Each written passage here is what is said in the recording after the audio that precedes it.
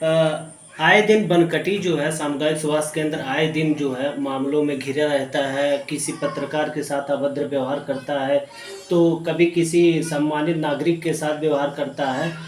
बात सुनने में है कि आज जो है आप बनकटी सामुदायिक स्वास्थ्य केंद्र पर गए थे, तो वहाँ क्या घटनाएं घटी आपके साथ? सबसे पहले आप अपना परिचय दीजिए और उसके बाद हमारे दर्शकों को बताइए कि बनकटी में जब आप गए थे तो आपके साथ क्या घटनाएं घटी थी। अफरोज बाबू, आपको बहुत बहुत धन्यवाद।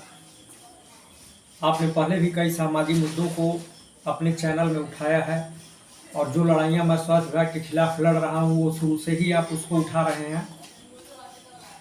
और स्वास्थ्य विभाग में जितना भ्रष्टाचार व्याप्त है महाराजगंज जिले में, उसको लेकर के लगातार मेरे द्वारा मुखर रूप से आवाज़ उठाया जा रहा है, जिसमें बहुत अपने महाराजगंज की और फरेंदा विधानसभा की बहुत सारी जनता कहीं सरकारी अस्पतालों की भ्रष्टाचार की वजह से या कहीं प्राइवेट हॉस्पिटलों के में गड़बड़ियों की वजह से अपने जान से हाथ वो लगातार धो रहे हैं।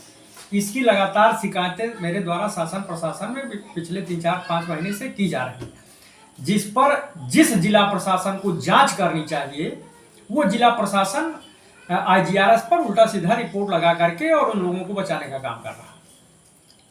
आज संयोग से मैं अपने असिस्टेंट या आप समझिए कि मेरे मुंशी हैं, मैं उनकी एक बच्ची को तबीयत खराब थी, मैं बरगड्डी अस्पताल पे दिखाने गया। सुबह मैं 10 बजे गया तो वहाँ जो उपलब्ध डॉक्टर साहब थे उन्होंने कहा कि बच्ची की भैया ब्लड जांच करा लीजिए। बनकटी में ही ब्लड जांच की व्यवस्था है, जहाँ मैंने बच्ची की ब्लड जांच के लिए ब्लड दे दिया और वहाँ मुझे 1 बजे बुलाया गया, भैया रिपोर्ट 1 बजे आपको मिल जाएगी। 1 बजे मैं जब बनकटी गया, मुझे ब्लड जांच की रिपोर्ट मिली तो मैं वो ब्लड जांच की रिपोर्ट लेके मैं पुनः डॉक्टर को दिखाने गया। तो वहाँ उस समय बनकटी में डॉक्टर जो भी थे, नाम तो नहीं मालूम है, लेकिन शायद शाश्वत जी थे या जो भी थे, वो काफ़ी अच्छे व्यक्तित्व के मालिक थे और उन्होंने बहुत कायदे से वहाँ मरीज को देखा हमारे और उन्होंने दवाएं लिखी। दवाएं लिखने के बाद वो हमको ये बता रहे थे कि ये दवाएं कैसे कैसे खानी है। अभी मैं दवाओं को खिलाने का उस बच्ची को प्रक्रिया समझ ही रहा था, तब तक पीछे से एक बनकटी में डॉक्टर है यासीर खान, जिनका कई बार कई लोगों से इस तरीके का विवाद हो चुका है। मेरा उनसे कोई जान पहचान भी नहीं था। वो पीछे से आया और उन्होंने मुझे पीछे से पकड़ के उस चिकित्सक कक्ष से जहां मैं उस बच्ची को दिखा रहा था, उन्होंने मुझे पीछे से धक्का देके कमरे से बाहर निकाल दिया।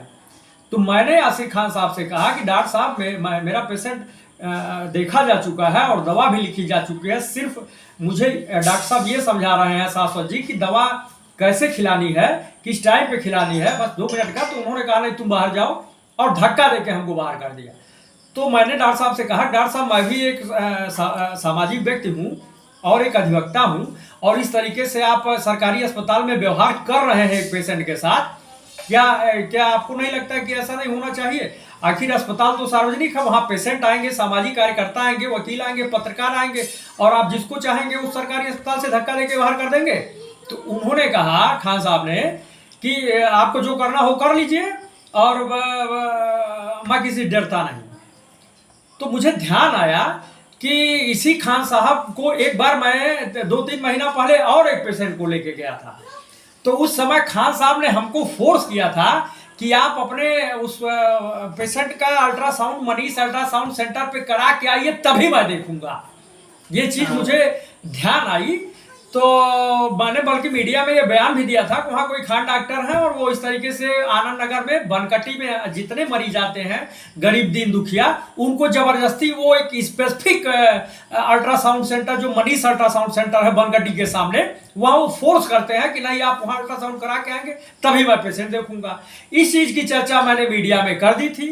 तो बाद में मुझे समझ में आया कि खान साहब हो सकता है कि इस चीज की खुन्नस उनके दिमाग में हो कि ये आदमी कंप्लेंट करता है इसकी अल्ट्रासाउंड सेंटरों की या अस्पतालों की, इसकी वजह से उन्होंने मुझे बाहर कर दिया। जो भी उनके दिल दिमाग में मंशा रहा हो मैं समझ नहीं पाया, लेकिन खान साहब ने निश्चित ही विध विरुद्ध कार्य किया है और खान साहब का वो अस्पताल प्राइवेट प्रॉपर्टी नहीं थी जहां से उन्होंने मुझे धक्का देके बाहर किया और इसके लिए मैं खान साहब को निश्चित तौर पे जो भी कानूनी तरीका होगा उसको अपना करके इनके खिलाफ मैं कानूनी प्रक्रिया करने का पूरा प्रयास करूंगा।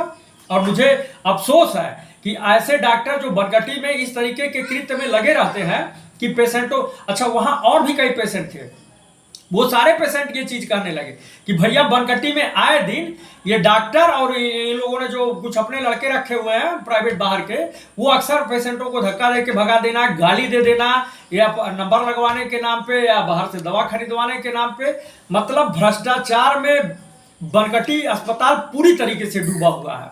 और जिस मनीष अल्ट्रासाउंड सेंटर के खान साहब जिसको अपना चहेता बनाए हुए हैं, उसके यहाँ कोई रेडियोलॉजिस्ट नहीं है। इसकी कंप्लेंट मेरे द्वारा 2-3 महीना पहले की गई, उस पर अभी तक जिला प्रशासन के द्वारा, सीएमओ महाराजगंज के द्वारा कोई भी गंभीरता पूर्वक जांच नहीं की गई।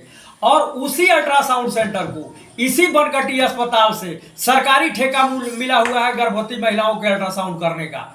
और मैं जिला प्रशासन से यह पूछना चाहता हूं कि आखिर फरेंदा बनगट्टी अस्पताल पर इतने बड़े पैमाने पर गर्भवती महिलाओं की स्वास्थ्य को लेकर किस तरीके से खिलवाड़ किया जा रहा है।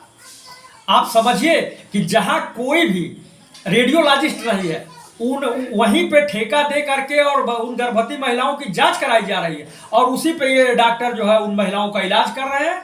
और हमारे फरेंदा विधानसभा और बनगट्टी अस्पताल से जुड़े हुए बहुत सारे गरीब महिलाओं के साथ और पुरुषों के साथ उनके स्वास्थ्य से और जान से खेला जा रहा है। और इसमें पूरी मिलीभगत बड़े अधिकारियों की है और प्राइवेट स्तर पर काम करने वाले लोगों की। लेकिन खान साहब को ऐसा नहीं करना चाहिए था। अगर उनको कोई तकलीफ थी मेरी कंप्लेंट से तो वो हमसे कहते कि विनीत जी आपको कंप्लेंट नहीं करनी चाहिए, हम लोग उसमें जो कर रहे हैं हमको करने दीजिए। लेकिन अगर कोई किसी पेशेंट को दिखाने जा रहा है और जबरदस्ती आप धक्का मार के बाहर कर दे रहे हैं, मैं खान साहब का घर तो है नहीं बनगट्टी, वो अस्पताल है, सरकारी है, वहां हर आदमी जाएगा, पब्लिक जाएगी। आप पब्लिक को मार के धक्का दे के बाहर कर दे रहे हैं, आप किसी को बेइज्जत कर दे रहे हैं, आप किसी गाली दे रहे हैं, कोई पत्रकार है, कोई कुछ है, कोई कुछ है। आप डॉक्टर हैं कि आप इस तरीके से वहां माफिया बन के बैठे हुए हैं।